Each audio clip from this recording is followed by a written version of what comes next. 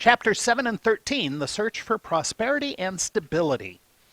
Parts 1 and 2 have been looking at microeconomic view of things, supply and demand, prices, production, consumption, all that. Now we're going to kind of back out and take a more global view, away from price theory, and get into systems and procedures. Now, I'm going to give you a heads up. I'm adding select content from Chapter 13 into this chapter because it works nicely into the discussion of inflation. I am not going to cover the rest of Chapter 13, but it's good information to know just in case you're going to become an economist. There will be test questions on inflation from both Chapter 7 and Chapter 13. Your book has some good examples of real versus nominal on page 201. Now, nominal indicates pure accounting terms. What was it then versus what is it now? It's addition and subtraction. Real numbers take the nominal numbers and adjust for inflation.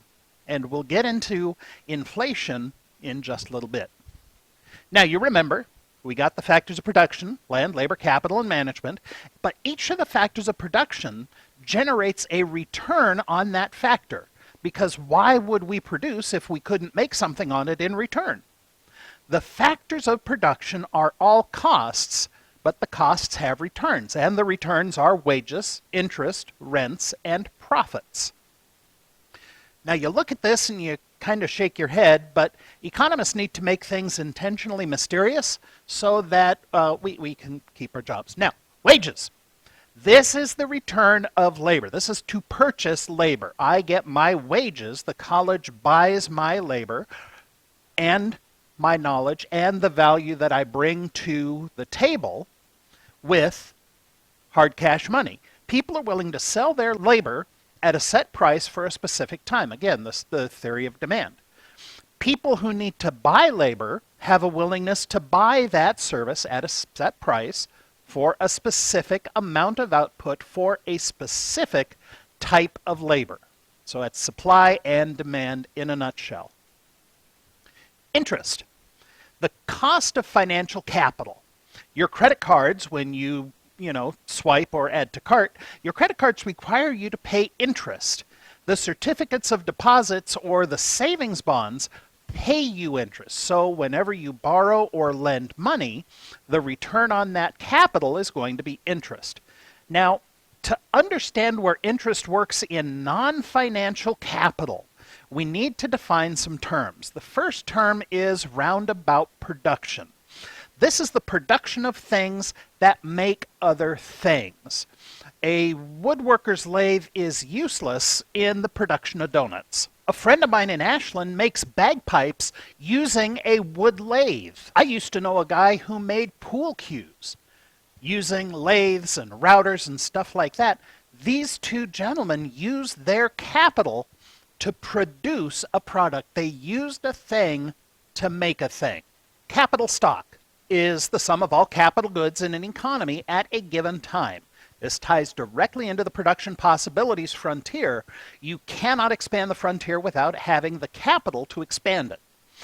Capital formation and consumption is pretty straightforward. It's the creation or destruction of capital goods. We're adding to or decreasing the capital decreasing the capital stock. Bombing runs, riots, fires are a good way to decrease capital stock. Financial capital.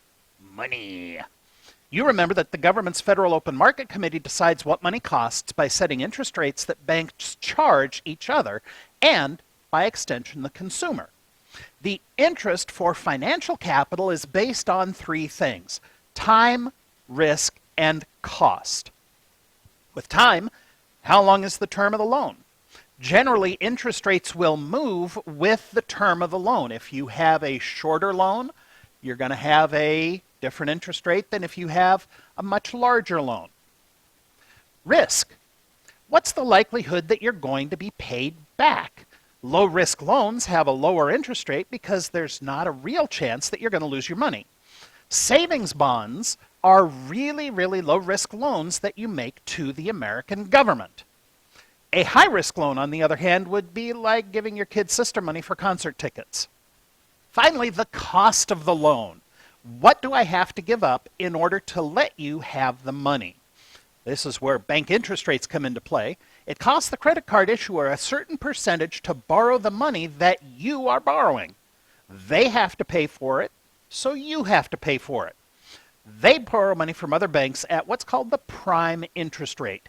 That's why so many credit cards are quote-unquote pegged to the prime interest rate. You look at your statement, it'll usually say something to the effect of your interest rate is going to be prime plus a certain percentage. In this example, it varies with the market based on the prime interest rate. Nominal interest rates versus real interest rates. Nominal rates are the published rate of interest. This is the cost of money. Real interest rates take into account inflation. Inflation is a measure of the increase in costs of goods and services over time. Basically, it's a measure of buying power. You've heard the saying, a dollar doesn't go as far. That's a measure of inflation. Now, you look at this, 1970, a cup of coffee cost you 2 bits. Today, that same cup of Folgers Crystals is going to cost you roughly $1.50 and a little more. This is not including like Fufu coffee at Starbucks or Dutch Bros or Human Bean. I bought a car in 1987 for $8,500 off the lot. It worked for me great. It ran like a top. In 1997, I bought a car for $9,500. That $1,000 is inflation. The cars were pretty much for the most part the same. So for the EconoBox style car, the inflation rate per year was 1%-ish. If you loan somebody money at a certain percentage rate, you will get that money back plus interest. But the real interest rate takes into consideration the loss of buying power of that money over time. Finally, rent. Rent is a payment to a factor of production over and above its opportunity cost, meaning that there are times when you're willing to pay more for an item than you would want to pay for the next best item. Lots of times, rent is equated with land, but not always. Torgnuts has to rent the storefront, lease the equipment, rent the workers, rent the money. Each of these rents is a specific, distinct flavor of rent. Inframarginal rent. This is the rent in excess of what would otherwise have been accepted. Now, Torgnuts, because I'm a great employer, I pay my employees $1 an hour more than minimum wage.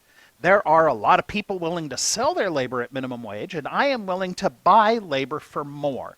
So the inframarginal rent I'm paying is $1 per hour. People are willing to sell at one price. I am willing to buy at a higher price. Wages are the minimum salary you accept. Inframarginal rent is the excess that I am willing to pay. Pure economic rent. Pure rent is the payment to a fixed supply of a factor of production. There's only so much of it, so the supply curve is fixed as a vertical line. All resources are scarce. Some resources are more scarce than others. At home, I have an autographed Ray Nitschke card. The supply of these cards is fixed because Ray's dead. The supply of Nitschke autographs is now limited. The supply curve is vertical and there are only so many of existence. Supply is a vertical line and it can only move in one direction. Fewer autographs, closer to zero. If this card gets destroyed by fire, decrease the supply of an item. I also have a Brett Favre card. He's still alive, so the supply of these cards is not fixed because to increase supply, all we got to do is give Brett a pen. Now we've talked enough about profits, so hopefully you know more than you ever wanted to know about profits.